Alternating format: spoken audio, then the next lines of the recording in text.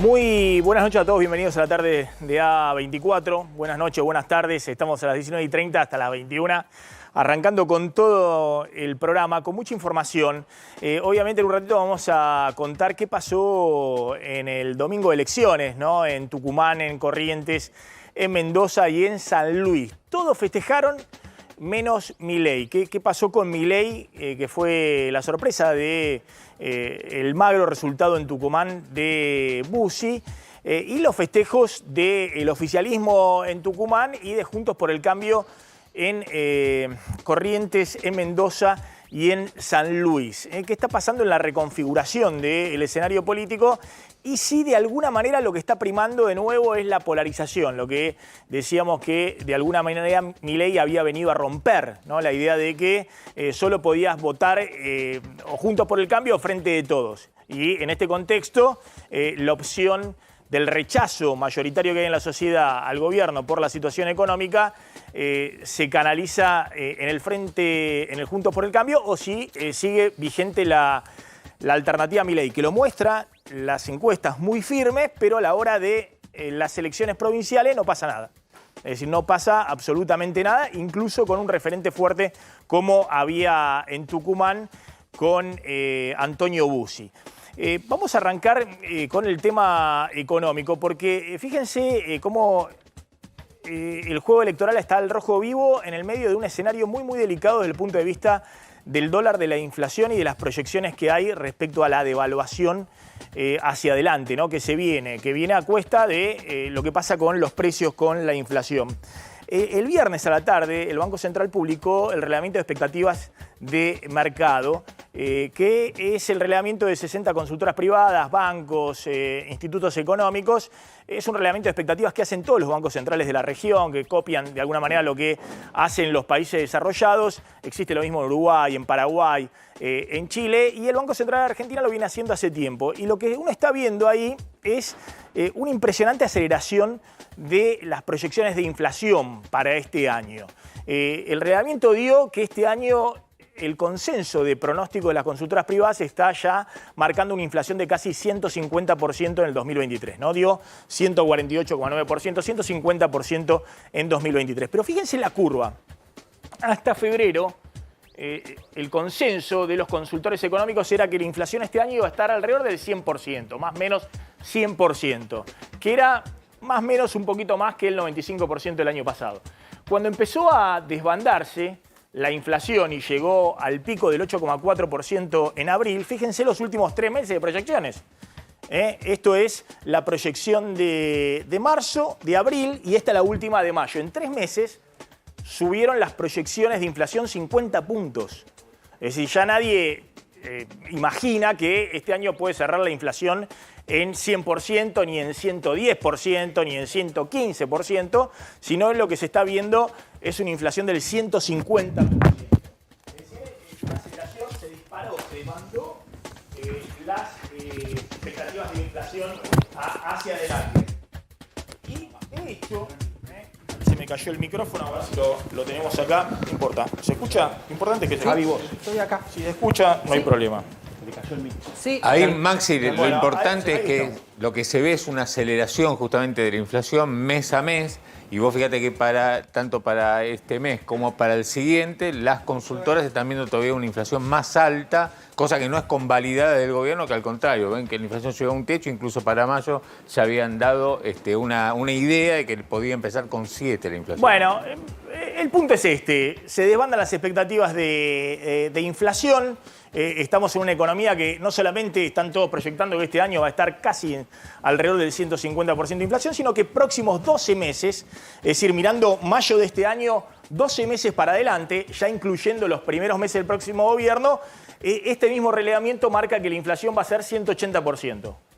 ¿Qué significa esto? Que no solamente los consultores privados, la mayoría de los economistas en la Argentina está viendo que tenemos una inflación elevadísima este año, sino que están viendo incluso una aceleración inflacionaria para el comienzo del próximo gobierno. Y es lógico, digamos, porque estamos en una economía que tiene algunos precios muy atrasados, como el tipo de cambio oficial, todavía las tarifas, es decir, hay precios que han quedado pisados y que han quedado atrasados, y cualquier plan de estabilización, todos coinciden que significa inicialmente corregir esos precios. La pregunta es si eso se hace gradualmente, de shock y demás, pero todos están viendo que si este gobierno logra zafar de un accidente de acá a agosto o después de agosto, de disparada de la brecha cambiaria y detrás de eso una suba todavía más fuerte de los precios, bueno, va a ser inexorable para el próximo gobierno. Que el próximo gobierno, para poder en algún momento bajar la inflación, inicialmente va a tener más inflación. Porque inicialmente va a tener que mover el tipo de cambio oficial, que está muy atrasado y no hay dólares en el Banco Central, porque va a tener que mover todavía más fuertemente las tarifas públicas, que todavía están atrasados y demás.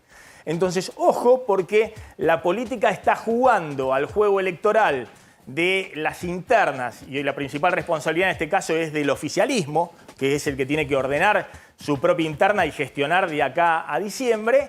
Y como trasfondo tenemos un escenario de aceleración de inflación, de expectativa de devaluación, que no solamente impactan a este gobierno, sino que son un riesgo grande para el próximo gobierno. Lo que decía la otra vez Cavallo. Ojo que si no le explota a este gobierno, el próximo gobierno va a iniciarse con una aceleración inflacionaria, con una devaluación mayor, y eso es un riesgo desde el punto de vista de la sostenibilidad política. Las proyecciones de dólar de las mismas consultoras privadas están hablando de un dólar oficial que hoy está en 240 pesos el mayorista, para fin de año de 410 pesos. Y esto significaría, si el dólar oficial a fin de año, en diciembre, está en 410 pesos, que vamos a tener un dólar libre o un dólar turista arriba de los 820 pesos con la brecha del 100%. Fíjense que las proyecciones de dólar, por lo menos hasta noviembre, no acompañan la inflación. Todos están viendo, los consultores, que este gobierno tiene un único objetivo de acá hasta la elección de agosto y después, que es no devaluar, tratar de sujetar como sea el dólar oficial y sujetar la brecha cambiaria, que no se le dispare del 100% los dólares libres respecto al dólar oficial. Ahora vamos a ver los números muy impresionantes del Banco Central de lo que ha vendido en el último mes el Banco Central para evitar que suba el dólar libre. Y finalmente, las proyecciones de nivel de actividad no se siguen ajustando hacia la baja, sino que la mayoría de las consultoras privadas que releva el relevamiento de expectativas de mercado del Banco Central sigue marcando una recesión de este año del 3%. Esto se ajustó hasta febrero, venían con la idea de que esta economía este año iba a estar en 0% de crecimiento. Cuando todos se dieron cuenta del impacto enorme de la sequía histórica de este año, todos ajustaron y dijeron, acá la recesión por lo menos es de 3 puntos de caída del PBI este año. Pero eso se mantiene. ¿Qué significa? Que estamos viendo en los indicadores económicos que la actividad económica fuera del campo, que está sufriendo un impacto terrible por la sequía, se está sosteniendo. Se viene enfriando, pero no de una manera de una recesión profunda. Es decir, sacando al campo, que está sufriendo una recesión muy fuerte, por el impacto de que se desapareció la mitad de la cosecha, el resto de las actividades vienen sosteniendo el nivel de actividad. Y hemos dicho que esto tiene que ver con que en procesos inflacionarios muy elevados, el Rodrigazo, incluso las hiperinflaciones, el ajuste del nivel de actividad es menor que los procesos de recesión que hemos tenido en el final de la convertibilidad y el estallido del 2001-2002, que han sido caídas del nivel de actividad mucho más profunda, del 10% como hubo en la pandemia. En este contexto hay un único objetivo por parte del gobierno, que es: no voy a devaluar porque eso me produce un Rodrigazo antes de diciembre, que es no la hiperinflación del 2.000, 3.000 o 5.000% que hubo en el 89, sino que es una inflación del 200, 300, 400% como fue el Rodrigazo. Y eso es lo que quiere evitar este gobierno, en todo caso pasárselo al próximo. Y de hecho los números que uno está viendo son los siguientes. Los números de las reservas. Mira, contabas hoy, ¿qué pasó hoy con las reservas del Banco Central, Claudio? Y hoy volvió a vender dólares el Banco Central. Hoy fueron 44 millones de dólares. Es la quinta jornada consecutiva. Desde el martes pasado que consecutivamente, día tras día, el Banco Central tiene que vender reservas. Desde el martes pasado hasta hoy, la caída o las ventas netas de reservas fueron de 278 millones de dólares. Ya sin... Bueno, se acabó el Soja 3. Claro. Se acabó el Soja 3, que estuvo durante mayo, y ahora hay que agarrarse de las manos y tratar de sostener que el dólar no se dispare sin ingreso de dólares en el mercado cambiario, porque ya no hay el ayudín del Soja 3, que era lo que sostuvo el ingreso de dólares en los últimos meses. Fíjense lo que pasó en el último mes, del 6 de mayo al 6 de junio, con el ayudín del Soja 3. El Banco Central pudo por primera vez en el año comprar 1.168 millones de dólares en el mercado cambiario, en el MULC, en el mercado donde venden los exportadores. Y sin embargo, las reservas brutas cayeron 1.260 millones de dólares. Y fundamentalmente la caída de las reservas brutas, porque se estabilizó la salida de depósitos en dólares, siguieron goteando, pero muy poquito, tiene que ver con este ítem, la intervención en los dólares libres. Es decir, el Banco Central usó dólares de las reservas para vender en el mercado cambiario. ¿En el mercado qué? ¿Qué mercado cambiario? No en el oficial, porque en este mercado oficial compró neto 1.150 millones de dólares, sino para vender en el contado de liquidación y en el MEP, en los dólares financieros, para evitar que se dispare la brecha cambiaria, para evitar que se disparen los dólares libres. Y este es hoy el principal objetivo del gobierno. Porque lo que están viendo es que cada salto que ha habido de la brecha cambiaria significa un escalón superior desde el punto de vista inflacionario, y este es el gran riesgo que tiene hoy el gobierno y el principal objetivo, tratar de que la inflación se estabilice, 8%, un poquito más, un poquito menos, pero que no dé un salto adicional a la par de una disparada del tipo de cambio oficial. ¿Por qué no se termina de cerrar con el Fondo Monetario y ahora están en la discusión? Bueno, en julio veremos a ver si encontramos una fórmula en la cual Argentina no caiga este año en default, que no va a caer en default con el FMI, porque el FMI no le va a empujar a la Argentina al abismo, pero tampoco le va a prestar dólares para que venda ni en la brecha cambiaria ni en el dólar oficial, para que Pepito, importador de telas para hacer textiles en la Argentina, pueda comprar dólares a 240, 250 pesos e importarlos de China. Eso no va a ocurrir. Entonces, ¿por qué se ha postergado todo el tema de la negociación con el fondo en el medio del cierre de la lista? Porque hay una condición que el fondo no termina de transigir, que es no me vendan dólares en la brecha cambiaria con una brecha del 100%.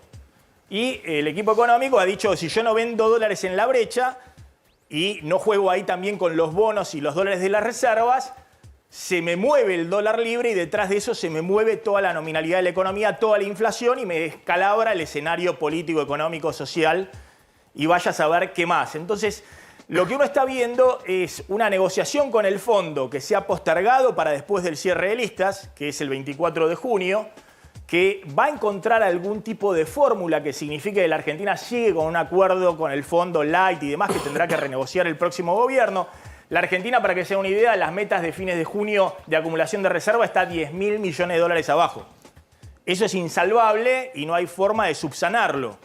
El desvío de la meta monetaria y la meta fiscal también es insalvable y no hay forma de resolverlo. Se va a encontrar alguna fórmula que implique que se pueda continuar con el acuerdo con el fondo, que el fondo pueda adelantar desembolsos para pagarle al propio FMI. Lo que hay que pagar ahora en junio ya son 2.700 millones de dólares y no hay. La Argentina va a entrar en demoras con el FMI. En julio, cuando se cierre un nuevo acuerdo, va a regularizar su situación. Eso se va a terminar de salvar, pero claramente hay que ver el margen de maniobra que va a tener el gobierno para poder seguir manejando los platitos chinos, digamos, para que no se le caigan, para que la brecha no se dispare y que la inflación que está ya proyectándose en estos niveles no se acelere todavía más. En medio de todo esto, bueno, ocurrió lo que ocurrió en el día de ayer en la política y en el fin de semana, ¿no? Donde también movieron fuerte en la interna del Frente de Todos, básicamente el ministro de Economía, Sergio Massa, ¿no? Plantándose también en la interna del Frente de Todos y de alguna manera asomando también como un posible candidato en esta discusión que tiene el Frente de Todos, si va a haber internas o paso con Scioli o no, si va a haber candidato único, si va a ser Guado de Pedro, si va a ser Kicillof o si va a ser Sergio Massa el que termine enfrentando en la interna a Daniel Scioli. Ahora lo va a contar Javier Calvo. Está también Darío Epstein, que en un ratito vamos a hablar, que es uno de los economistas que Javier Milei ha nombrado como parte de su consejo de asesores económicos en lo que yo llamo, de alguna manera, la movida de Milei para mostrar al establishment financiero de que no es ningún loquito. Digamos, de que esas cosas de voy a prender fuego el Banco Central o voy a ir el día 1 a una dolarización y la fórmula me la van a dar un par de académicos que tienen escrito un paper de cómo habría que dolarizar en la Argentina y todo ese miedo que hay en el sistema financiero, en los bancos básicamente, de que después de las pasos, si Milei quiera bien posicionado, haya no solamente corrida cambiaria como la que estamos viendo recurrentemente en los últimos meses y no corrida bancaria, es decir, que la gente vaya a buscar los pesos como sea para refugiarse en el dólar y sacuda a los bancos. Bueno, tratar de mostrar ahí algo de previsibilidad, fundamentalmente para el día después de agosto, si Milei queda bien posicionado. En un ratito vamos a hablar con Darío Epstein, que, insisto, forma parte de un grupo de economistas que jamás los escuché decir que iban a prender fuego el Banco Central. O que jamás los escuché decir abiertamente, bueno, que había que no tener política monetaria en la Argentina. Puede ser que ahora esté pensando eso, pero bueno, se lo vamos a consultar en un ratito a Darío Epstein. ¿Qué pasó el domingo, Javier Calvo? Bueno, el domingo otra vez elecciones provinciales, entre ellas Corrientes, Tucumán, San Luis, Mendoza. En algunos casos eligieron legisladores provinciales, en otros casos gobernador, en otros casos fue PASO.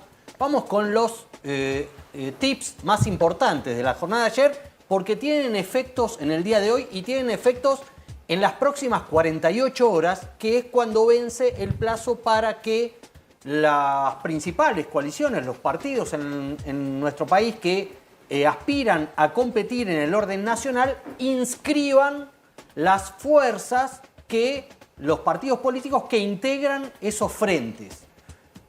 Lo más importante sucedió en San Luis, en donde, mal dicho, en una mirada porteñocentrista típica de muchos medios y colegas de esta ciudad, plantean que los Rodríguez Sá perdieron el control de la provincia o perdieron la provincia después de 40 años. Se ve que no vieron la foto de Poggi, el flamante ganador, que ya fue gobernador de San Luis. En estos 40 años de poder de los Rodríguez Sá, Poggi ya fue gobernador de San Luis, justamente apoyado por uno de los Rodríguez Sá. Tal vez el mismo Rodríguez Sá que lo apoyó para estas elecciones, que es el señor Adolfo Rodríguez Sá, que ahora está peleado con el actual gobernador, que es Alberto Rodríguez Sá. Entonces, Poggi recibió el beneficio de esa pelea y Adolfo Rodríguez Sá, no sé si tenemos la foto por ahí, lo felicitó incluso ayer en el búnker, en el centro de campaña, antes de que fueran a felicitarlo Larreta, Morales, Lustó y Espert, que debutó en estas lides de ir a felicitar ganadores, aunque no haya participado en ninguna campaña. Lo cierto es que en San Luis se atribuyó, ahí lo tenemos, mira qué linda foto. Bueno, el señor ahí que está el no Adolfo. vemos, A ver si podemos mostrar la foto de Poggi, que no lo conoce nadie a nivel nacional. El señor que no vemos, a canoso, Poggi. es el señor Poggi. Sí, pero de Poggi lo que estás diciendo, Javier, es que se prendió fundamentalmente Horacio Rodríguez Larreta, porque Poggi dijo Totalmente. que iba a apoyar en la interna. Ahora sí que va a trabajar para la campaña nacional de Larreta. Juntos por el Cambio de Larreta, y también fue parte del radicalismo. Esa es la foto, una de las fotos oficiales del festejo de anoche. El que está al lado del pelado, que es Larreta, es Poggi, es el gobernador de San Luis. Exactamente. Ahí está Margarita Stolbizer, Lustó, Gerardo Morales, atrás Lustó y demás. Pero vos lo que estás diciendo es que Poggi, que efectivamente le da un envión a la candidatura de Larreta, ojo que hizo alianza con Adolfo Rodríguez Sá y de esa manera ganó la provincia, porque Totalmente. los Rodríguez Sá, Alberto y Adolfo, se pelearon. Poggi, que era parte de la herencia de los Rodríguez Sá, en algún momento fue el Delfín, no sé si del Adolfo, del Alberto. Van intercambiando, ¿viste? Eran bienes gananciables. Sí, claro. Bueno, ahora es gobernador gracias a que tuvo el apoyo de el Adolfo Rodríguez Sá, que está peleado con el Alberto. Exactamente. Y eso explica en gran parte, más allá del apoyo de Larreta, no de Patricia Bullrich, no de Mauricio Macri, sí de Larreta. Por eso ahora Poggi dijo que va a jugar para la campaña nacional de Larreta. Ahí Larreta obviamente se subió al festejo. Antes había ido al festejo en Corrientes, que se daba por hecho. Eran elecciones locales en el sentido de que no se elegía gobernador, pero se elegía legislatura, se elegía... El título fuerte que intendente, pusieron y se todos los fue a San diarios Luis. es Poggi apoya a Larreta a nivel nacional en la campaña de Juntos por el Cambio, que es lo importante, digamos, porque si no, lo de otro es pago chico. Es el primer gobernador que gana, pongan ahí. Poggi apoya a Larreta a nivel nacional. Totalmente. El segundo título que nadie pone es Poggi fue apoyado por Adolfo Rodríguez Sá. Claro. Digamos. Por eso es sin... Por eso el discurso Juntos por el Cambio, de, bueno, hicimos una renovación o un cambio en lo que era un bastión del feudalismo inexpugnable, del peronismo, de los Rodríguez Sá gobernando desde el regreso de la democracia. Bueno, no es tan así. No es tan así, por eso algunos que hablaron de batacazo y todo eso, es una mirada desde Buenos Aires, con poco contacto con lo que pasa en San Luis, como con poco contacto con lo que viene pasando en todas las provincias, que se elige de acuerdo al interés local, provincial, Bueno, no nacional. Avancemos con los otros que tenés. El tema Tucumán, todos están viendo El tema Tucumán Tucumán. porque de las provincias que votaron el fin de semana, las dos más importantes obviamente era Mendoza, donde estaba todo cocinado prácticamente. Sí, eran paso en Mendoza, no se elegía Claro. gobernador y hubo alguna sorpresa en Mendoza, hay que decirlo, porque si bien ganó Cornejo, había lemas, había competencia dentro de los partidos, ganó por menos de lo que se esperaba en la interna a Luis Petri, que salió a competirle, y le sacó una diferencia menor a la esperada a Omar de Marchi, un hombre del PRO que fue jefe de campaña de Larreta hasta ayer y que hizo rancho aparte y se fue con liberales, el Partido Demócrata, etcétera, y sacó una cantidad apreciable de votos que hizo que el Frente de Todos Y parte del peronismo. y parte del peronismo muy chica, porque el grueso del peronismo, que fue en diferentes lemas, salió tercero sumándolos todos juntos. Mendoza ya claramente no es muy peronista, que digamos, o por lo menos no vota peronismo, y desde ese punto de vista el candidato a gobernador favorito va a ser Cornejo, pero va a tener que pelear ahí con De Marchi a ver qué pasa. Pero vamos a Tucumán. Tucumán... Pero para completar ahí, mira. lo de Cornejo, porque en la pelea de Larreta, Bullrich fue la que salió primero a felicitar a Cornejo y a decir... No, y se sacó foto con Cornejo. Este es mío, a ver, Claro, ahí se sacó vemos. foto con Cornejo. Mientras Larreta estaba en San Luis, primero fue a Corrientes, después fue a San Luis, todo con una comitiva, Bullrich se fue directamente a Mendoza, ¿no? Ahí se la ve. Ahí está con Cornejo, Con el suéter violeta. con Luis Petri, con Suárez, el actual gobernador. Cornejo forma parte del radicalismo halcón, digamos, del radicalismo, le llaman al grupo que circunda a Bullrich del radicalismo, lo llaman Grupo Malbec. Hay varios halcones radicales que aspiran a colocar ahí la vicepresidencia, la candidatura a la vicepresidencia. De hecho, tenemos el video en el cual Patricia Bullrich felicita a Cornejo, a quien cree con este triunfo un dirigente que potencia su candidatura en la pelea que tiene con Larreta. Estaba segura cuando el otro día te dije ganás, estaba segurísima y esperamos el número final, pero la verdad que es histórico. Así que te felicito, Claudio, te lo mereces. Un abrazo enorme. Un abrazo grande. Vamos, vamos juntos por el cambio, vamos. Vamos con todo. Bueno, ahí estaba Bullrich, ¿no? Sí. Haciendo el show con Cornejo, como hizo Larreta el show con Poggi en San Luis. Lo cual esto vuelve a mostrar que la interna de Juntos por el Cambio no se detiene, sino acelera con las elecciones provinciales, aún ganando.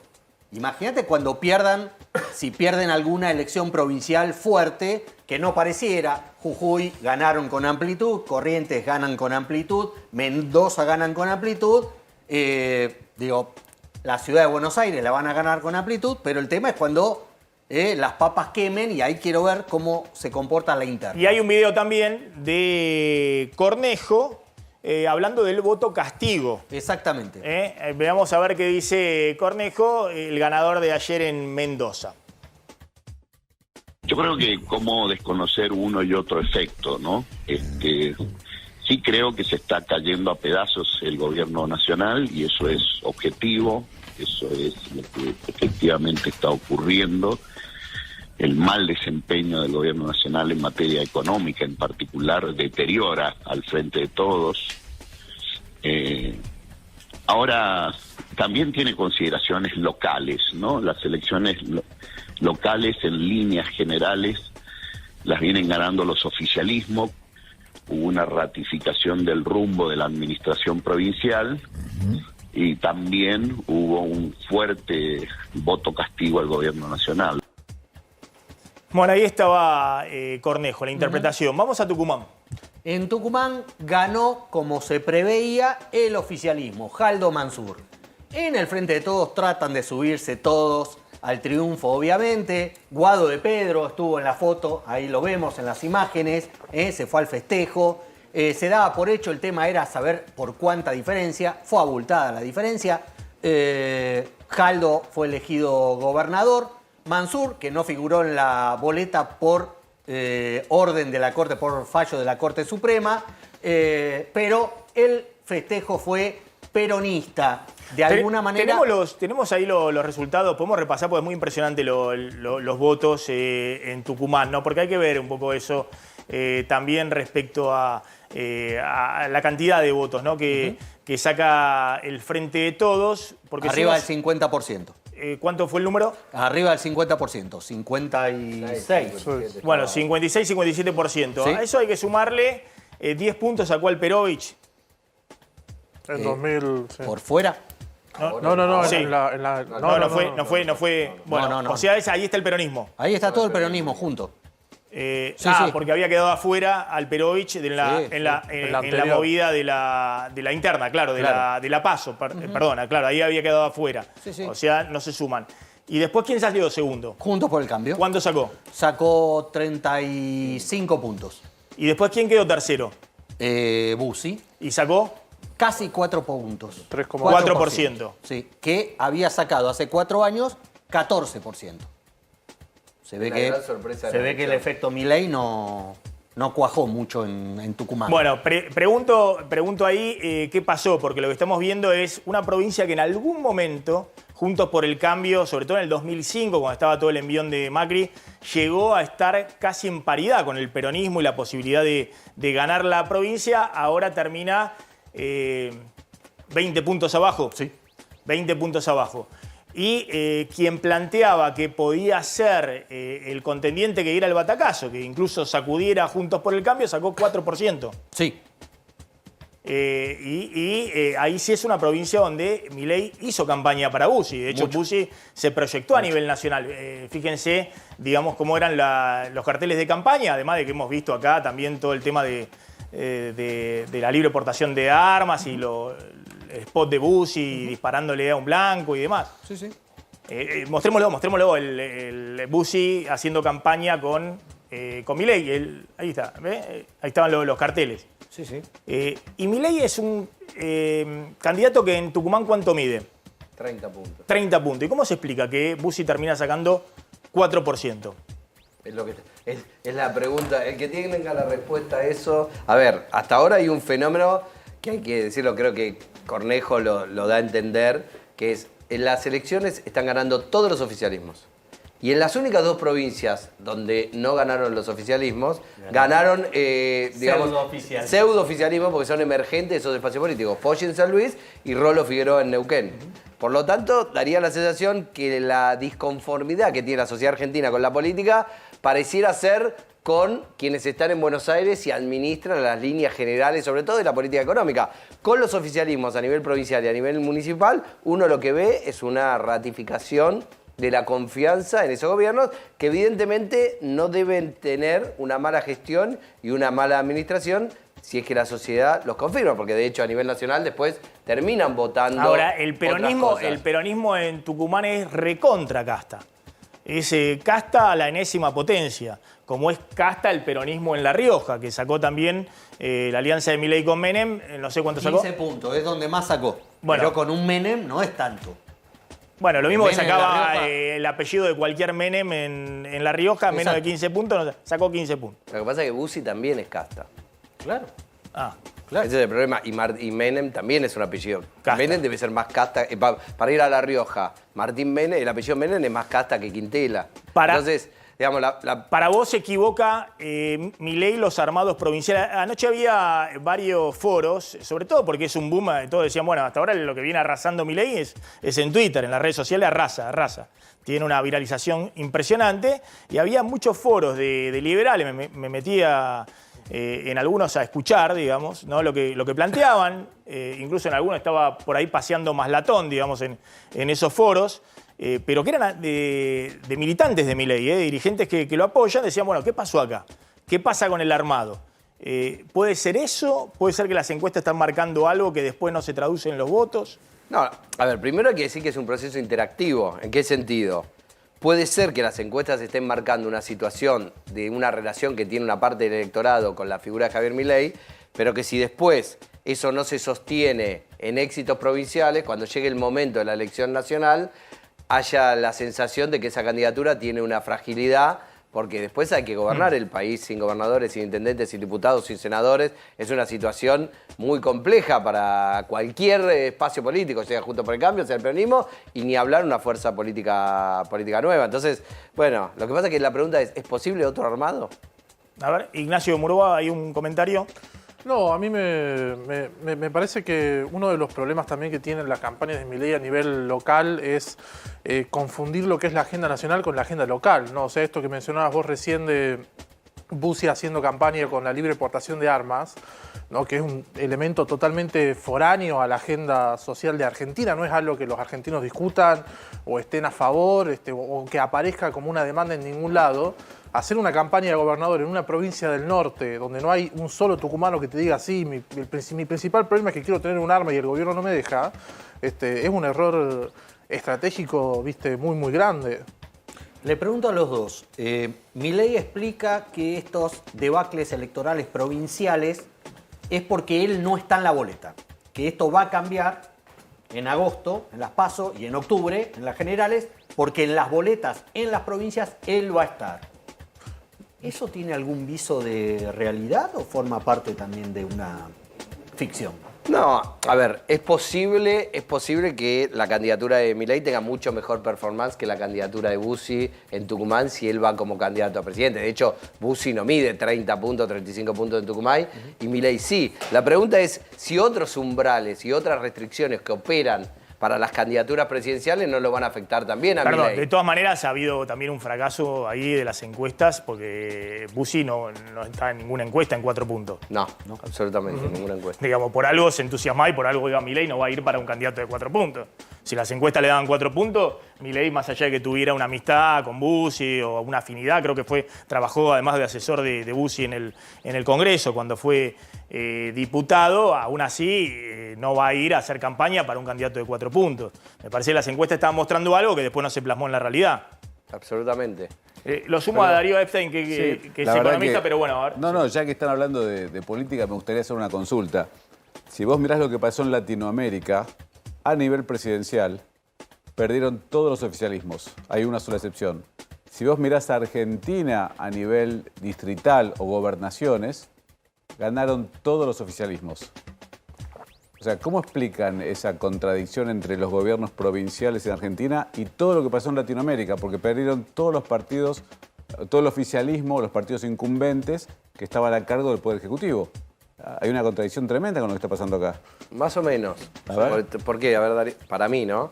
Primero, si hay algo que son, digamos, los líderes provinciales, los gobernadores, los intendentes, son muy perspicaces para entender el clima político. Y por algo ya hace muchas elecciones presidenciales que provincializan sus elecciones y separan la fecha de las elecciones. ¿Por qué? Porque logran discutir una agenda local, como decía él, no se mezcla, no pagan los costos del oficialismo. Mirá, te voy a dar este dato. En 2019... que el oficialismo perdió a nivel nacional, y perdió por mucho en esa elección Mauricio Macri contra Alberto Fernández, ganaron todos los oficialismos menos 2 a nivel nacional. María Eugenia Vidal, que pegó su elección con la elección nacional, que yo, insisto, hoy creo que el resultado hubiera sido otro para ella si hubiera, digamos, separado la elección. Era difícil, era imposible. Y la otra, la provincia de Santa Fe, que también tiene una lógica propia. Después, en todas las demás provincias ganaron los oficialismos. O sea, quiere decir que pueden ganar los oficialismos a nivel provincial y puede cambiar el signo político del gobierno a nivel nacional. No hay que hacer una proyección inmediata con eso. Ahora volvemos ahí al tema político. Decía que el Consejo Económico de Milei, lo que anunció en los últimos días, incluso dice privadamente Milei, yo no soy ningún loquito, conozco las restricciones y demás, más allá de sus dichos respecto a prender fuego el Banco Central, vamos a la dolarización y demás. Es un Consejo Económico, no voy a meter en escuelas económicas, pero Carlos Rodríguez y Roque Fernández son la escuela de Chicago, que no es la escuela austríaca, sino que le dicen a Roque Fernández cuál es su líder en el mundo, y es Milton Friedman. Es raro, Milton Friedman era un genio, fue Nobel de Economía y un gran divulgador, fue la contrarrevolución de Keynes, pero Roque Fernández piensa eso respecto a cuáles son sus ídolos o sus referentes, digamos, ¿no? Respecto a... Y básicamente es el CEMA, el Centro de Estudios Macroeconómicos de la Argentina, que es un gran referente el establishment financiero en la Argentina, de los grandes bancos y demás. No es anarcocapitalismo, es en todo caso una tendencia dentro del capitalismo que muchos pueden considerar el mainstream, es decir, lo principal del capitalismo, es decir, tratar de que el capitalismo funcione sin que haya en el medio desbordes o lo que fuera, o crisis bancarias o crisis de todo tipo. No sé si está ahí el Consejo Económico de Asesores, pero estaban Roque Fernández, estaba Carlos Rodríguez, que soy los que me tomé el tiempo para explicar, y está Darío Epstein. Roque Fernández fue ministro de Economía de Carlos Menem en la segunda etapa de Menem, entre el 96 y en el 99, que fue la etapa, la verdad, que del gobierno de Menem, donde todos coinciden que era el declive del gobierno de Menem, donde entró en los últimos años en recesión, donde las devaluaciones del mundo, de los países sudeste asiáticos, y después en el enero del 99 de Brasil, sepultaron la posibilidad de lo que había logrado la convertibilidad, que era bajar la inflación y que hubiera en la primera etapa reactivación. Y Carlos Rodríguez era su viceministro de Economía. En el caso de Darío Epstein, fue presidente de la Comisión Nacional de Valores en ese esquema en la década del 90. Me interesa mucho, Darío, hablar un poquito, ¿cuál es la visión que vos tenés de lo que hay que hacer en la economía argentina, ¿no? Porque Milei dice, vamos a quemar el Banco Central. Después la dolarización. Ahora Carlos Rodríguez explicó que no, que la dolarización no es algo que se vaya a hacer ni el primer día, ni mucho menos. ¿Cuál es la idea? Más allá de... Mirá, lo primero Sí. que me encargaron Carlos y Roque cuando me sumé al grupo es andar a comprar bidones de nafta y andar al central y empezar No, me parece que eso es una forma de expresarse de Javier, pero básicamente... Pero pará, pero está bien más allá de la ironía, que lo aclares, digamos. No, te lo aclaro porque si vos ves... a ver, ¿Podemos eliminar el Banco Central en la Argentina? podés hacer lo que quieras. Sí. La verdad podés hacer lo que quieras, pero en realidad lo que está hablando Milei cuando habla de eliminar el Banco Central, y a mí no me gusta hablar por él, no me gustaría hablar por Sí. mí, lo que te está diciendo es... No, pero me interesa tu opinión más allá de lo que dice. Mi opinión, el Banco Central en los últimos 70 años no paró de emitir moneda. Nosotros creemos en este grupo que la emisión monetaria es responsable de la inflación. Entonces, si vos tenés un Banco Central, tenés déficit todos los años, porque el origen de todo es el déficit. Si no tenés déficit, estás tranquilo. Ahora, vos tenés déficit, primero te endeudás, llega un punto que no te prestan más, no sos creíble.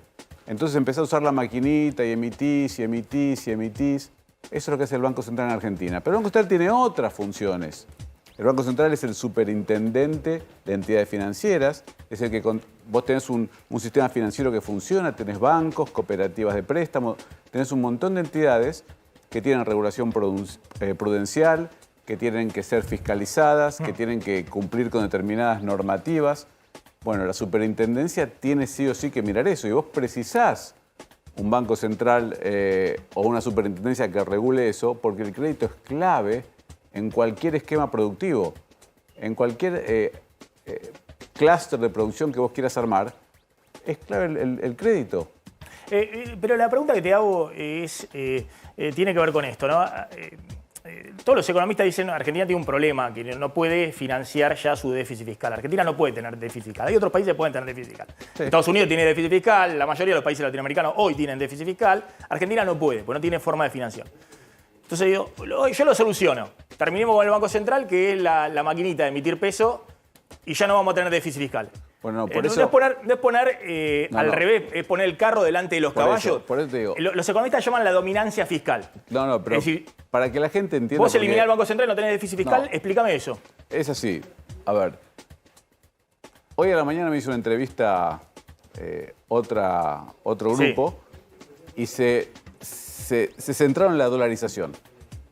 Como que si es la dolarización lo que nos va a liberar de todos los males. Vos ahora me preguntás por incendiar el Banco Central o quemarlo. Son dos extremos. A ver, y ahí vamos a lo que vos estás preguntando exactamente. Si no se baja el gasto público mínimo 5%, olvídate de ningún plan.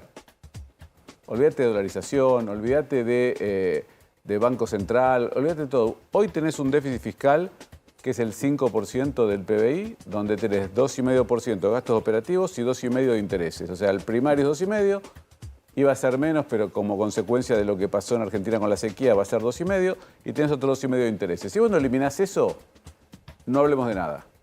Ahora, ningún partido político o ningún grupo que tomó el poder en la Argentina, poder ejecutivo, en los últimos, no sé, 50 años, cuanto quieras, logró bajar nada. Fíjate que López Murphy... ¿Pero cómo crees que se baja eso? Vos tenés que... A ver, ¿querés entrar en el detalle? No, vos me... A ver. No, si querés entramos en el detalle, pero lo que vos quieras. Vos tenés las partidas que hay que eliminar. Hay 4 o 5 partidas que son clave. Por ejemplo... A cero subsidios económicos. Es 2,5 puntos hoy del PBI. No, en subsidios tenés 5%. Lo que pasa es que en eso... No, hoy tenés 2,6. Vos hablás de los subsidios de tarifas. Energéticos y tarifas de transporte. No, eso no lo puedes bajar a cero del día 1 porque pensá lo siguiente. Por eso te estoy preguntando por eso. Por eso no. Eso ¿Cero no? Tenés un problema ahí, que es el siguiente. Ya que me preguntás, analicemos el tema. El 60% de los consumidores de electricidad en la Argentina, 60%. Si vos hoy liberás el subsidio, si vos lo bajás a cero, tenés que multiplicar por 4. Bueno, por eso te estoy preguntando. No, eso ya probaron de hacerlo. Milei dijo que iba a eliminar 4 puntos de subsidios económicos de esto. Lo que pasa es que vos tenés en realidad no son 4 puntos, son 2,6, 2,7. Vamos a ver cómo termina el año. Pero déjame redondear, porque vos tenés razón en algo, pero déjame redondear porque te falta una parte. Si vos mirás el discurso de Massa en el Congreso, cuando elevó el presupuesto, Massa dijo, este es mi presupuesto, este es mi déficit. ¿Quieren cortar más? Bueno, cortemos los subsidios a las empresas. No habló... Tierra del Fuego. Habló de Tierra del Fuego. Eliminar Tierra del Fuego. Habló del impuesto a las cooperativas, habló de diferimientos fiscales, dijo... ¿Quieren lo que se cortar llaman más? gastos tributarios en el presupuesto. En realidad son subsidios. Sí, obviamente. Pero es 2,6. Son exenciones impositivas. Es 2,6 del producto. Entonces, lo que dijo Massa en el Congreso es, acá está la lista. ¿Quién quiere votar para cortar esto? Por eso te pregunto a vos. Vos eliminás Tierra del Fuego. Pero, todas las exenciones positivas. ¿Por qué no me dejás empezar de arriba para abajo? Yo te dije 5 puntos. Primero. Vos tenés 5 puntos que son gastos discrecionales. ¿De dónde surge eso? Porque si no, no se entiende. Vos mandás el presupuesto al Congreso de la Nación y en ese presupuesto vos estimás los números. Y en esa estimación lo haces con un número de inflación. El año pasado, la inflación proyectada fue del 60%. ¿Estamos bien hasta ahí? La inflación real está muy por encima del 60%. Sí. Y vos tenés la mayoría de los impuestos que acompañan a la suba de precios. Indirectos y aún directos, como el impuesto a las ganancias. Entonces, de esa masa de recaudación por encima de lo que vos esperabas, eso no está en el presupuesto, es de libre uso o es discrecional para el Poder Ejecutivo. Hay una parte coparticipable, eso no lo puedes tocar, va por goteo, pero hay una parte de esos 5 puntos que lo mandan a las provincias, que es eso. Ese gasto discrecional, que es cuando Milei habla de la política, eso lo podés cortar. Ahí tenés un par de puntos. Vamos a explicarle a la gente que no es solamente que cuando vos tenés inflación estás recaudando más, que ocurre eso, sino cuando tenés inflación también estás gastando más en jubilación, estás gastando en salario público, estás gastando porque se indexa también parte del gasto público. Entonces, una parte de eso que se incrementó es para pagar eso. Pero decime concretamente, por ejemplo, obra pública, que es hoy estás en el piso histórico, 1,5 puntos, 2 puntos del PBI a cero. Obra pública a cero, igual déjame comentarte. Pero por eso te estoy preguntando. Sí, obra pública a cero. Ahí tenés 1,5 puntos, 2 puntos del PBI. Históricamente son 2, 3 puntos del PBI. Hoy este año es 1,5. Exactamente. Eso a cero. Eso lo mandás a cero. Transferencias discrecionales a provincias. Tenés un par de puntos. A cero. Un par de puntos. O sea, de los 5 que tenés, 2 puntos. Subsidios económicos. A mí me sorprende lo que vos decís, que es una obviedad. Vos decís, si yo quiero poner en cero las tarifas energéticas, si yo quiero poner el transporte y más, tengo que multiplicar tarifas por 4, por 5. Depende. El transporte tengo que multiplicar por más de 5 veces. Electricidad por 4 veces, gas 2 veces y media. ¿Vos no llevarías eso a cero inmediatamente? No lo podés hacer porque tenés... A ver, seamos racionales también en lo que tenemos, porque ¿con qué nos enfrentamos? Yo quiero cortar el gasto, pero tengo 40% de pobreza con 10 de indigencia y los chicos de menos de 14 años, que nunca votaron aparte, porque si vos me decís, bueno, los jubilados votaron un montón de veces, y nos equivocamos todos, los chicos nunca votaron. Y los chicos menores de 14 años son los que más sufren. Hay 6 chicos de cada 10 que no comen todos los días. Entonces, si vos tenés ese cuadro, vos agarrás o sea, vos sabés a dónde querés llegar, pero sabés lo que recibís. ¿Cómo? Yo no puedo, perdóname un minuto, Sí. no puedo subirte la electricidad, el gas, el transporte. Tengo una traba ahí, que es la gente. Si uno viene acá a trabajar para la gente. Sí, yo coincido. Vos lo estás planteando muy en términos políticos, digamos, casi un liberalismo con sensibilidad social. No, vos lo planteás la gente, porque si no la gente te quita el respaldo. Pero no hay otra forma de plantearlo. O sea, vos venís acá hoy, mañana, hay 3.700.000 empleados públicos, ¿sí? Sí. Un disparate para Argentina. Llego y digo, ¿Cuántos echarías vos? ¿el día 1? El primer año. 0. ¿Y el primer año? Lo único que miraría es las incorporaciones de los últimos 18 meses. No, bueno, lo mismo que dice Massa, que dice congelamos todas las vacantes del sector público. Bueno, ¿Cuántos echarías de esos 3.700.000? El diario me sacó que era un exfuncionario menemista, ahora soy masista. Me encanta, soy universal. No, te estoy diciendo, no. No, bueno, está bien, si Massa dice eso, yo estoy de acuerdo con Massa. ¿Qué problema hay? Lo que te digo es que yo en la mitad... no harías algo drástico, congelarías las vacantes. No lo puedo hacer. Escuchá, tengo que ir a una reforma donde vaya gradualmente sacando esa planta que está totalmente sobredimensionada. Lo que pasa, te repito, vos tenés 40% pobreza. Esos son nuestros compatriotas, tuyos y míos. Eso es un límite absoluto.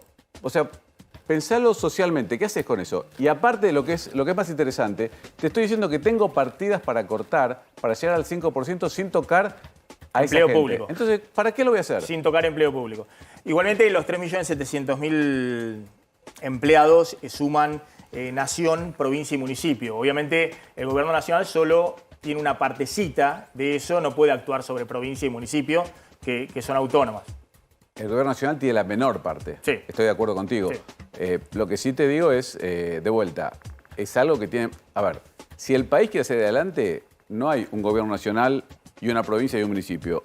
Hay un país entero que tiene que ponerse las pilas a trabajar y decir, bueno, no puede haber 60% de empleo público en una provincia, 3% en otra... O sea, vos tenés un límite. Ahora, ¿cómo se alcanza todo eso? ¿Se alcanza con acuerdos políticos? ¿Se impone? Sos bueno, ¿eh? No, te pregunto. Se está matando risa cuando me preguntan. Me está llevando al consenso. No sé si... Ahora me va a decir que soy de la reta. Ya me dijiste masista, me dijiste menemista, ahora voy de la reta.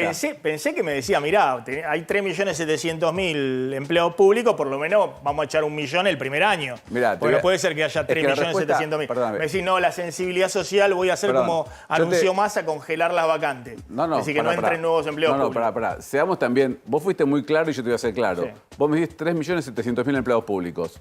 Debe haber, de ese 5% está, o un poco más, 7% debe estar a nivel nacional. 200, 250.000 son nacionales. El resto es provincia y municipio. ¿Qué querés que haga ahí? Sí. ¿Puedo hacer algo? No. Bueno, pasemos al otro rubro entonces, porque no puedo hacer nada. Entonces, como te venía diciendo, empresas públicas, un déficit del 1%. ¿Qué tiene que hacer el Estado con un rol de empresario? Sí, Yo quiero un Estado empresario. Pero por eso, vos cerrás el primer día, cerrás Aerolíneas. Aerolíneas creo que Milei dijo que se lo daba a los empleados. ¿Te acordás? Sí, dijo que hacía una cooperativa y se lo daba a los que lo administren y lo manejen y lo financien. Está bien.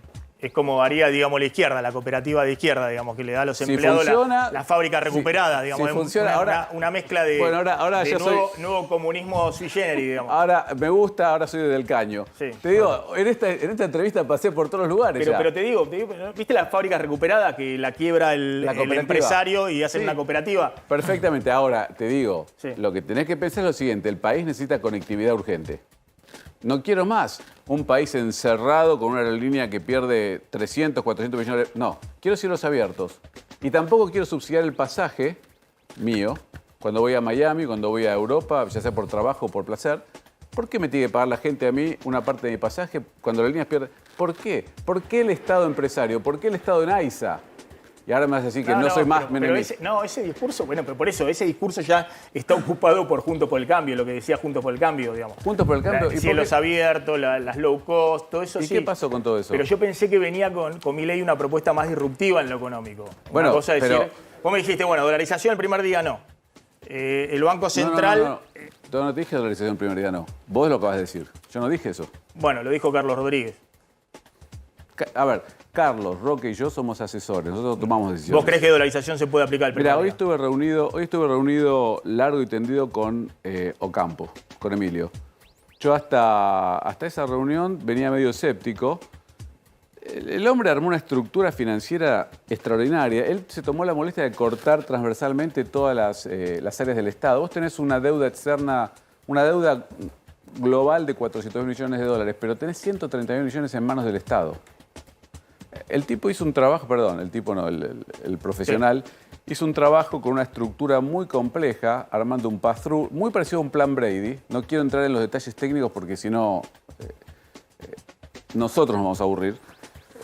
Y me gustó lo que armó y me parece que, quiero seguir trabajando sobre el tema, pero me parece que está mucho más cerca de una organización de lo que yo pensaba. Ah, mirá vos. Sí, la verdad que me gustó. Pero te repito lo que dijimos antes, ni la dolarización, ni quemar el Banco Central soluciona nada si no bajamos el gasto público. Ahora la seguimos, ahí está Darío Epstein, uno de los referentes económicos de Javier Milei. Me está llamando Roberto Maidana en la Convención Radical, porque hoy era un día clave en la Convención del Radicalismo. Roberto Maidana. Sí. Maxi, ¿me escuchás bien? Sí. Bueno, te cuento que hace minutos nada más se aprobó la propuesta que ya todo el mundo sabía que se iba a aprobar hace de estos 6 horas cuando empezaron a llegar todos los delegados, los consejeros y además los propios candidatos, gobernadores que están aquí presentes.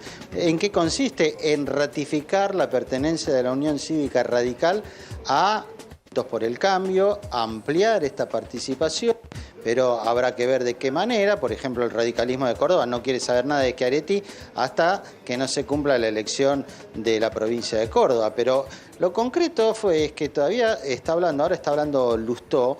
El cierre de oradores hubo que postergarlo, una pequeña discusión porque uno quiso hablar. Dijo que en realidad la Unión Cívica Radical no había estado a la altura de 2015 a 2019. Dentro de Juntos por el Cambio fue medio furgón de cola.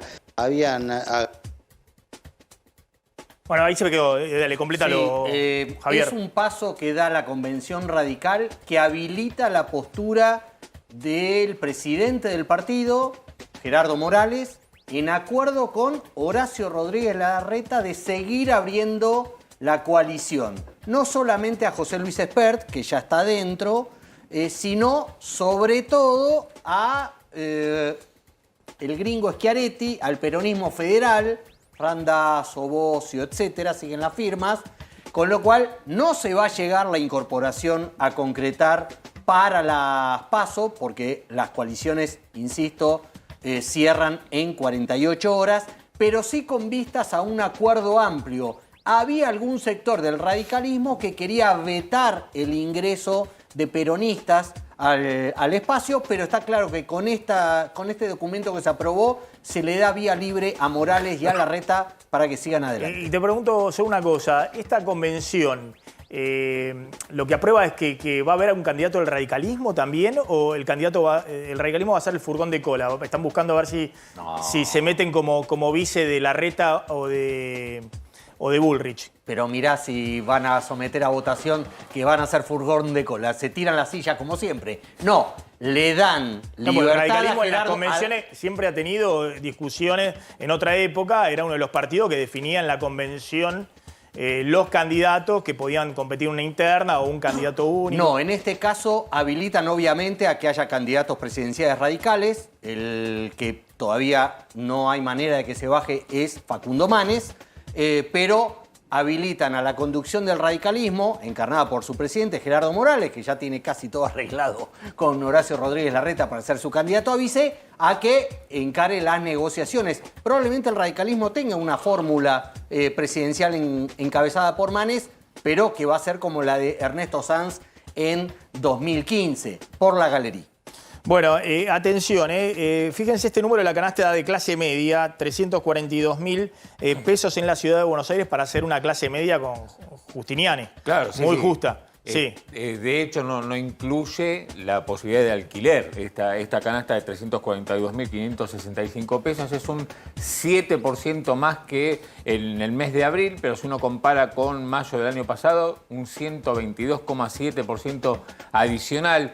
Fíjense lo que ocurrió con la canasta de indigencia. Subió 5% contra abril, llegó a 125.000 pesos, 131% interanual. Digo, fíjense porque la canasta de la indigencia aumentó 5% de un mes a otro, la canasta de la pobreza 6,7% y la de la clase media, lo que dijimos antes, el 7%. ¿Qué ocurrió el mes pasado? Y bueno, que hubo, por lo menos tras mediciones de la Ciudad de Buenos Aires, una menor aumento en los alimentos. Por eso la canasta de la indigencia subió solo 5%. Claro, contra 7 de la canasta de la clase media, donde ahí Está bien, pero veníamos con una canasta de alimentos que en abril había subido 10%. Claro, y alimentos solo, sí. 11%. Igualmente, fíjense en la interanual, estamos en 130% claro.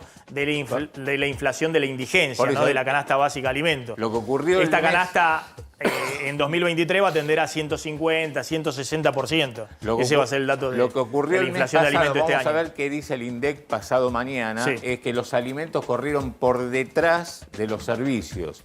Eso es lo que midió por lo menos la Ciudad de Buenos Aires. Recordemos que la Ciudad de Buenos Aires midió una inflación el mes pasado del 7,5%, pero con menor incidencia de los alimentos y mayor incidencia de los servicios como las tarifas. Bueno, esto quedó en evidencia cuando hoy pasó. Ahora volvemos con Darío Epstein. Estamos variaditos en el programa porque del otro lado de la pantalla está Hernán Lecher, que algunos dicen, bueno, este gobierno no tiene plan B económico. Es Massa con Rubinstein, Madcour, Marco Labaña y demás. Si Massa va a ser finalmente candidato, lo vamos a ver con Javier Calvo, si está en carrera o no, quedará ese equipo económico. Y si no es ese equipo económico, lo único que tiene a mano Cristina, porque no hay otro equipo económico, no está ni Feletti, ni Moreno, ni nada, es el equipo que tiene este señor, Hernán Lecher. Algunos se entusiasman, otros se toman de las manos y dicen, bueno, que Massa siga en el Ministerio de Economía hasta agosto o hasta diciembre, porque ¿de qué lado está? Porque si no, esto se va a mover. Dicho así, esto se va a mover. No sos el primero que dice que está rascando el fondo de la olla. Se va a mover de lo lindo. Pensé que me trataban mejor en este programa. Se va a mover de lo lindo. Estoy contando, sí, son amigos. Estoy contando los equipos económicos que tiene a la mano el Frente de Todos. Yo tengo... Sí. ¿Puedo opinarte como mercado o como del Caño o como Massa o como vos quieras? A ver, una opinión de ahí. A ver, como mercado y sin desmerecer la capacidad del doctor. Leche, sí. Y yo te hablo como mercado ahora, no me importa, ahora ya no miro ningún partido, vos sabés que yo soy de mercado, mis socios cada tanto vienen a tu programa para hablar de mercado. Yo creo que si el oficialismo no tiene un candidato único, se va a complicar. Se va a mover el barco. Y a mí me parece que reemplazar a Massa ahora es muy complicado. O sea, si hacen eso, van a dolarizar a 2 monedas. Porque yo creo que sí va a haber corrida. Desde el punto de vista de mercado. Yo creo que en este momento no tienen que tocar nada porque si vos mirás los analistas, en agosto te decían, terminó todo. Después llegó a diciembre. No saben ni cómo llegó a diciembre, pasó diciembre. Después te decían, ok, pasó diciembre, pero abril está out total porque las LELIQs y esto y lo otro. Pasó abril. Ahora estaba hablando del Fondo Monetario. El Fondo Monetario hizo la típica jugada, un bundling, donde te ata el desembolso con su cobranza. Normal, pasó para julio, lo van a seguir llevando. La cuota que hay que pagar ahora de 1.000 y pico millones de dólares, se va a pagar. Entonces, ¿cómo vas a sacar a Massa en este momento de ahí? Y aparte, ¿cómo le vas a dar la responsabilidad a un equipo nuevo, faltando 3 o 4 meses para que se vayan? Aunque sea súper capaz y tenga un equipo extraordinario, lo metes en un lío. Entonces, mi opinión como analista de mercado es, no me toquen nada, un solo candidato, no jodan más con las PASO, porque no aguanta el mercado eso, no quiero una corrida contra el dólar, y la verdad que no hace falta. Es innecesario. Espero que, a diferencia de la oposición que se están matando, espero que el oficialismo razone, coordine una política, no sé quién será el candidato, pero que no armen una PASO, porque ahí si se mata el oficialismo, hay corrida. Bien, ahí te lo está contando... No, el masista este. No, de Milei, es candidato de Milei. No, ya sé. Ahora hablé con... ¿Vos decís que también es candidato de Massa, no? No, pero acá a mí con todo respeto, Darío, te lo digo, pero en general las cosas que has planteado distan bastante de lo que plantea Milei todo el tiempo. Me llama un poco la atención. Yo sé que lo tomás con humor, esta cosa de que Maxi te puso en un lugar, en el otro, pero la verdad estaba repasando el propio tuit de Milei. Digo, está muy bien. No está ajustado a lo que vos planteás. Si quieren, o él miente o el equipo económico tiene influencia sobre Milei, no sé. Vamos de vuelta. Lo que dice Milei es lo que dice el candidato presidencial. Nosotros somos un equipo de asesores. Yo puedo darte mi opinión, pero si vos querés saber qué piensa Milei, llámalo a Milei. Pero pará. Si me preguntás a mí, yo te digo lo que yo le digo. Se supone que son equipo económico. Somos un equipo de asesores. No tenemos ni paga, ni un puesto formal, ni lapicera. Ahora, Milei, él es el que decide qué hacer. Yo te doy mi opinión. Una pregunta política, porque lo que no entiendo es lo siguiente. Si Milei piensa que hay que dolarizar y ustedes no, ¿para qué caray participan con él? Bueno, no lo entiendo. No había llegado vos todavía, crees que... pero yo le expliqué a Maxi, que tuvo un par de reuniones con Emilio Campo, que estuvimos trabajando sobre su propuesta. Esa parte la escuché, pero... bueno, entonces, ¿qué dije yo? No, pero dijiste que te parecía que podía ser interesante, pero antes de eso dijiste que no dolarizar. Y un ratito antes, esperame un segundo, porque si no, así te puedo preguntar, pues no lo entiendo, porque cuando yo llegué, vos estabas diciendo que no ibas a echar nadie del sector público, y Milei lo repite todos los santos días. Insisto, o no les da bola a ustedes, o Milei es un chamullero. No sé qué. A ver, de vuelta, te vuelvo a repetir. Vamos punto por punto. Acabo de decir con Maxi Montenegro que hasta las reuniones que tuve con Emilio, mi posición era, si no tengo 35.000 millones de dólares, no puedo dolarizar. Hasta ese momento, no puedo dolarizar. Y dije que Emilio planteó un corte transversal en las instituciones que me permite a mí ver la posibilidad, a través de instrumentos complejos, una cuasi plan Brady para acá, juntar los fondos para poder dolarizar. Sí. Quiero completar porque no vino en calidad de periodista Hernán Lecher, sino que también tiene sus propias contradicciones dentro y le voy a hacer preguntas como economista. Pero sí me interesa un punto final respecto a esto, Darío Epstein. Darío Epstein es alguien que además en Twitter expresa opiniones propias, digamos, y muestra muchas contradicciones, cosas raras que están pasando en la economía, digamos, que por ahí uno ve actividad económica, cuando los economistas decimos esto se tendría que enfriar rápidamente, porque la inflación está volando, se está comiendo absolutamente todo, y bueno, se acelera la velocidad de circulación del dinero, vemos que hay movimiento económico, es decir, vemos contradicciones dentro, vuelan los activos argentinos, vuelan, 40% en dólares de lo que va del año. ¿Qué hay detrás de eso? ¿Es que están esperando que llegue, no sé, Juntos por el Cambio, un Milei? ¿O están viendo una perspectiva más de fondo, más allá de la dirigencia política? Bueno, todas esas cosas vos las has planteado y demás. El tema de la dolarización, vos fuiste integrante, digamos, en los 90, con el Menem y demás. Vos habías estado, no me acuerdo si después estuviste en la época de Roque Fernández y demás, pero en su momento... Pablo Guidotti, que era el secretario de Hacienda de Roque Fernández, él cuenta que hicieron una gestión en el 97, que era el año de oro, digamos, frente a los organismos internacionales. Yo estuve en la cumbre del FMI, donde Menem hablaba ante la asamblea del FMI. Es decir, Argentina era la niña mimada de Washington, y aún así hubo gestiones para ver si se podía dolarizar, porque estaban devaluando todos los países del sudeste asiático. Argentina tenía tipo de cambio fijo, estaba con un problema de competitividad muy grande y tenía que refrendar, digamos, que no iba a devaluar, que no iba a salir de la convertibilidad, y la fórmula ideal era dolarizar. Y en ese momento el Tesoro norteamericano, cuenta Pablo Guidotti, les dijo que no querían que un país mediano como la Argentina dolarizara. Que eso está bien para un país chiquito, digamos, Centroamérica, países, digamos, que tienen otras condiciones. En base a tu experiencia, ¿vos crees que puede haber, no sé, apoyo del FMI o de Washington para que la Argentina dolarice? Ok. Primero, Pablo Guidotti es un crack. Sí. A mí me encanta, es uno de los tipos que yo respeto mucho.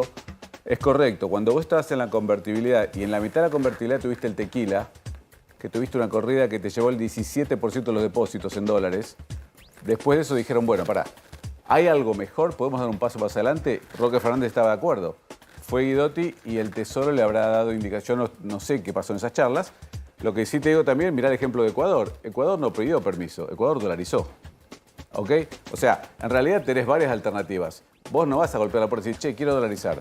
O sea, y creo que personalmente creo que sí. Tenés que hablar con el Tesoro, el Departamento de Estado, vas a tener que hablar con el fondo que le dé 50 millones de dólares. Creo que sí hay que hacer ese trabajo, pero creo que pasó mucho tiempo desde entonces. O sea, creo que Argentina ya demostró que no tiene capacidad de administrar el déficit fiscal. Bien, lo sumo ahora sí a Hernán Lecher. El Frente de Todos va a definir un candidato en este momento. ¿Y cuál es el programa económico del espacio Frente de Todos? O en las PASO, en la interna, se va a discutir si hay que ir con el fondo o hay que salir del fondo. ¿Eso está en discusión o el programa económico es el que lleva adelante Sergio Massa en el acuerdo con el FMI? ¿Ya no hay discusión en el Frente de Todos respecto a eso? No, de hecho la vicepresidenta Cristina lo planteó en la plaza ya por enésima vez, creo que por quinta vez, el propio Máximo también. Hay un debate interno, es más, hay una especie de revisión crítica, si querés, respecto de esta etapa en el sentido de aquellos acuerdos que tal vez por la necesidad de que Macri no volviera a ganar finalmente, cosa que yo reivindico porque la verdad que nos hubiese ido muchísimo peor, algunos acuerdos quedaron relegados. Entre ellos, la discusión, por ejemplo, con el Fondo Monetario Internacional. Yo te digo 5 cuestiones que me parecen centrales en el marco de varias que son materia de debate dentro del Frente. La primera tiene que ver con la discusión de la economía bimonetaria. Hoy tenés un problema, históricamente tenés un problema serio con los dólares que demanda tu economía, que no genera en demasía tu propia economía y que genera todo el tiempo tensiones, entre otras cosas que se reflejan en el efecto sobreprecio. La segunda cuestión es el acuerdo con el Fondo Monetario Internacional, no lo puede pagar el próximo gobierno, no importa el color que sea, con lo cual va a tener que renegociar. Me preocupa seriamente expresiones políticas que puedan llegar a gobernar la Argentina,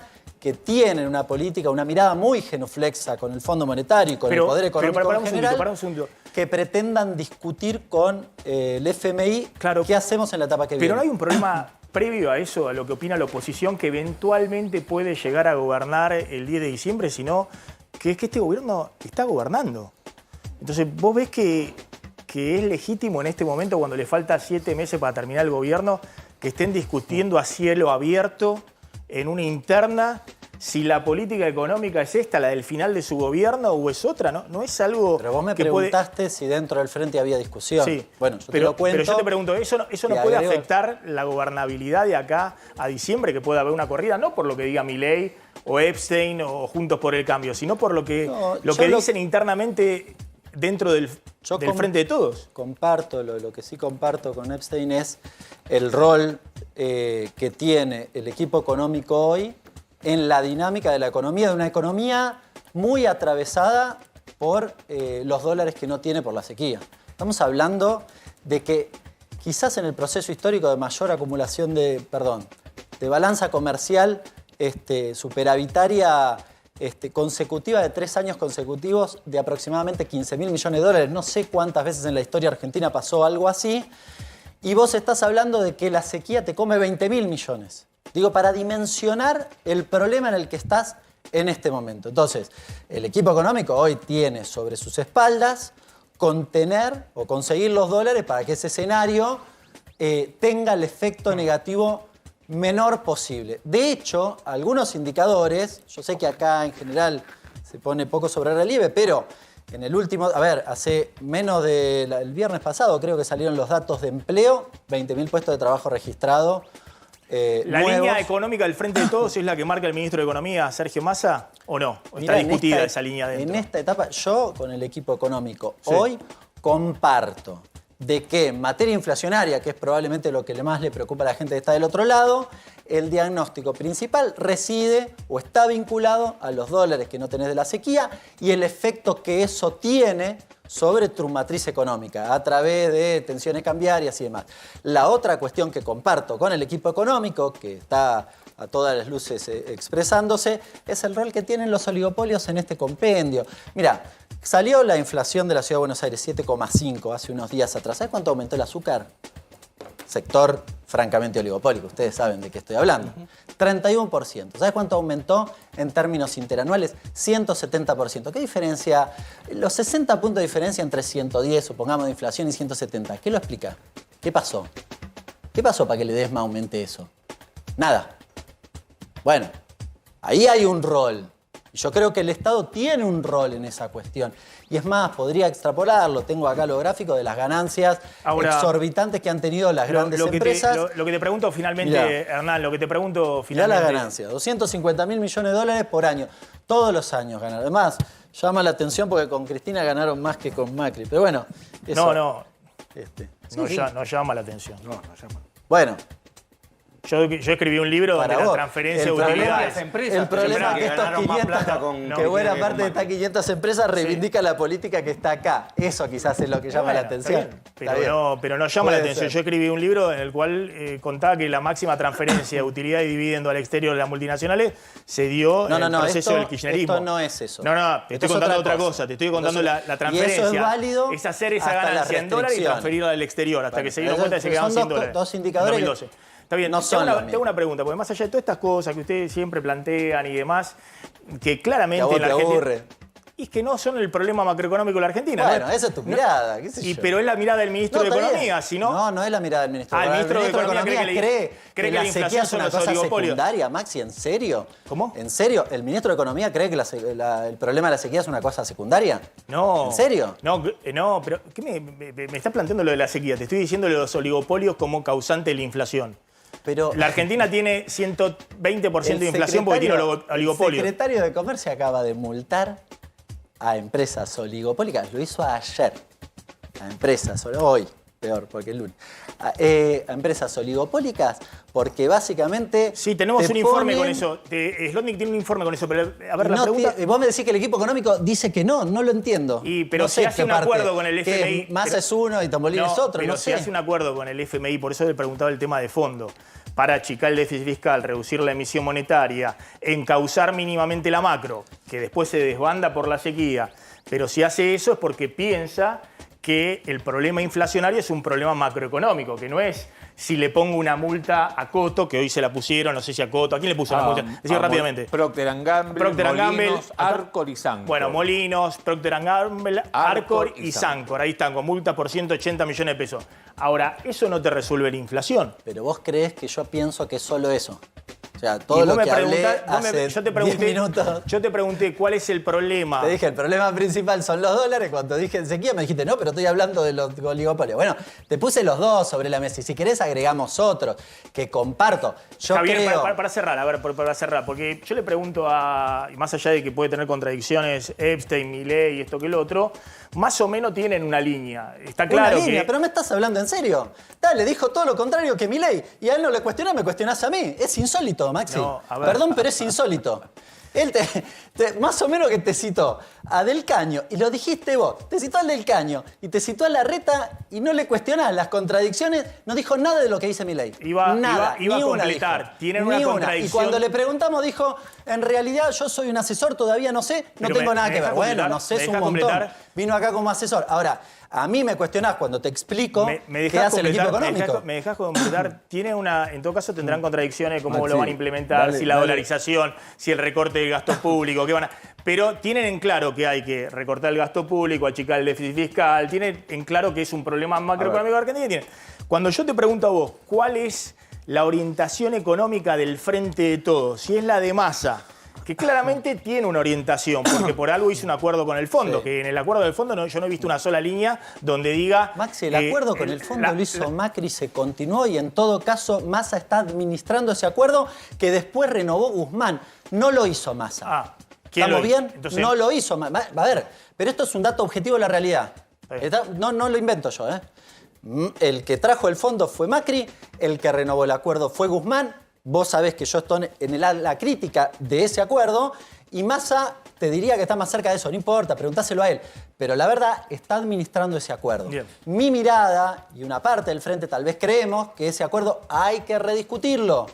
No sé, Massa no sé, preguntáselo a él. Pero digo, eso es una discusión macroeconómica. Cerrame en un minuto porque se nos pasó el tiempo y lo podemos seguir en otro momento. ¿Cuál es la propuesta económica para vos debiera ser la del Frente de Todos hacia adelante? Bueno, y que no pudieran hacer en los últimos 4 años o en los 2 anteriores. 2 de los 5 ejes. Sí. Uno es que volver a discutir el acuerdo con el fondo y abordar la cuestión de la economía monetaria, que, lo digo con total claridad, ha sido un problema hoy agravado por el endeudamiento que tiene, derivado del 2016-2019 y en particular en este momento con la sequía. La tercera cuestión son las discusiones de los recursos naturales, básicamente vaca muerta y litio, agregales si querés 5G. Son decisiones estratégicas para la Argentina. Eso puede resolver el problema de la economía bimonetaria. Vos me preguntaste cuál es nuestra mirada. La mirada, si querés macroeconómica, es el problema de la economía bimonetaria que contrasta claramente con el diagnóstico del déficit. Van a resolver el déficit y no van a resolver la economía de la Argentina. Acordate de este día que te lo dije, no lo van a hacer. Ya pasó y no resolvieron nada. Que no le vendan pescado por liebre a la gente. La política, el curso de la política económica no se va a discutir en una interna del Frente de Todos o no se va a estar discutiendo si hay que terminar de renegociar con el fondo o no. Esa es la pregunta de... Sí, yo creo que sí se discutirá. Que se va a discutir. A ver, a mí me parece, también, sobre todo por lo que han dicho otros referentes políticos, Cristina, Máximo y demás, insisto, que hay, que hay que llegar con una serie de acuerdos de estos puntos y de otros puntos en materia macroeconómica para el próximo gobierno. En este, digamos, lo que está haciendo el equipo económico es lo que tiene que hacer. Hernán Lecher, gracias. Gracias. Muy interesante. Vamos a seguir discutiendo en una próxima. En una línea, Javier, ¿va a ser o no candidato Massa? Bueno, el sábado en el Congreso del Frente Renovador dijo que el Frente Renovador iba a participar en las PASO. Vamos a escucharlo.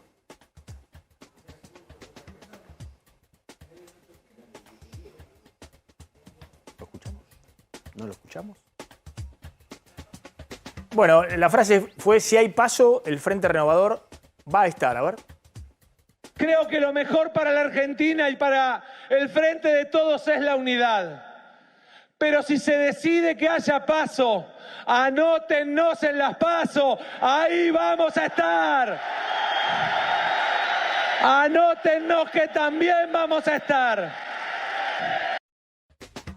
De él. Sí. Habla del Frente Renovador, ahora de primera persona del plural. Veremos qué será. Yo creo que está condicionado a conseguir el financiamiento que le permita sostener una candidatura sin atravesar tensiones cambiarias. No sé si eso lo va a lograr antes del 24. Lo que no tengo duda es que está articulado con la estrategia que está desarrollando Cristina Kirchner y creo que van a ir juntos a una candidatura de unidad. Si va a Massa, va a ser para enfrentar a Scioli en las PASO. No Massa contra Guado, contra Kicillof. No me imagino ese escenario. Sí, yo creo que más allá de que quiera ser o no, sin duda es una de las pocas figuras que quedan en el Frente de Todos que todavía despiertan expectativa, digo, no solo en el Círculo Rojo, sino también en la sociedad incluso. ¿Están esperando la definición de Cristina? Están todos esperando como un partido democrático, como un movimiento republicano, como es el peronismo. Están todos esperando qué dice la líder. La líder está callada. Ya lo dijimos acá. Ella prefiere a Guado de Pedro, viendo que la situación de Massa es complicada por la política económica hacia adelante, viendo que Kicillof se quiere quedar en provincia, pero todavía ella no dice nada públicamente sobre a quién apoya en las PASO que va a tener el Frente de Todos. Bien, gracias a todos. Gracias a Hernán Leche, que se quedó acá. Pese a todo lo que le dijiste, todo lo que dijimos exactamente en los cruces. La vamos a seguir otro día también con Hernán Lecher. Está llegando Trebuch al aire de A24, se quedan con él. Chau, chau. Hasta mañana.